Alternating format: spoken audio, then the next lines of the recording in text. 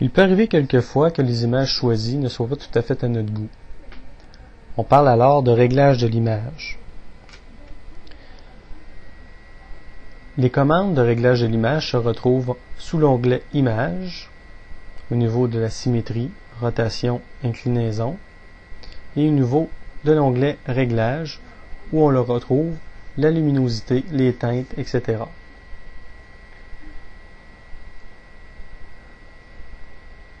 On peut retrouver également ces commandes sous forme d'icônes. Lorsqu'on va dans Affichage, bord des filtres, il nous apparaît les icônes de ces fonctions qui sont les plus souvent utilisées. Faisons un bref aperçu de ce qu'on peut faire avec ces icônes. Tout d'abord, nous voyons ici les icônes de luminosité et les icônes de contraste. Ces deux options se retrouvent sous Réglage, luminosité, contraste.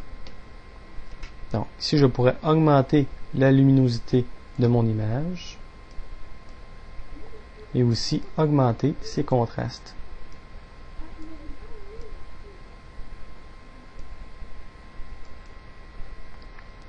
On retrouve également sous les icônes les boutons saturation que l'on retrouve dans Réglages, teinte et saturation. On peut encore là augmenter ou diminuer le niveau de teinte et de saturation de l'image.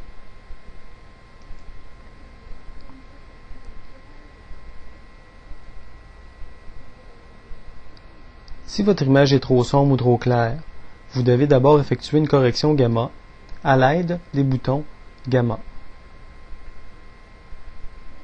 La correction gamma se retrouve au niveau du réglage, correction gamma.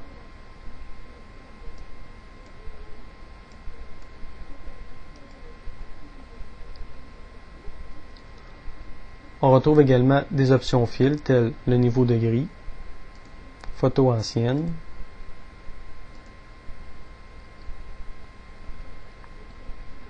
un effet anti-poussière, les icônes pour adoucir ou rendre un peu plus flou notre image, les icônes de netteté et de renforcement. On retrouve aussi l'icône de variation des teintes, mais on se sert vraiment rarement de cette option. Et un aspect très intéressant, c'est l'icône photomasque que l'on retrouve dans Filtre, Photomasque. Cette option nous permet d'ajouter un effet à notre image. Donc, on peut se choisir un masque parmi les masques disponibles dans Photofiltre. Donc, il s'agit de cliquer sur le masque que l'on désire. On peut le faire pivoter, interchanger l'effet, choisir le niveau d'opacité du photomasque, choisir la couleur que l'on désire. On peut même choisir le mode que l'on désire. Donc, notre photomasque peut être de couleur, transparent, niveau de gris, etc. Vous voyez ce que ça donne.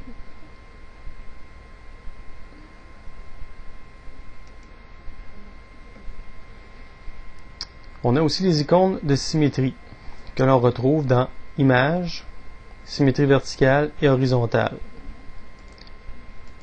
Voici ce que ça donne. Et finalement, on retrouve les effets de rotation anti-horaire et en sens horaire qui nous permet de faire une rotation de notre image. Donc, comme on peut voir, le réglage de l'image nous permet d'ajuster l'image selon notre goût. Donc, pour corriger certains défauts qu'elle peut avoir,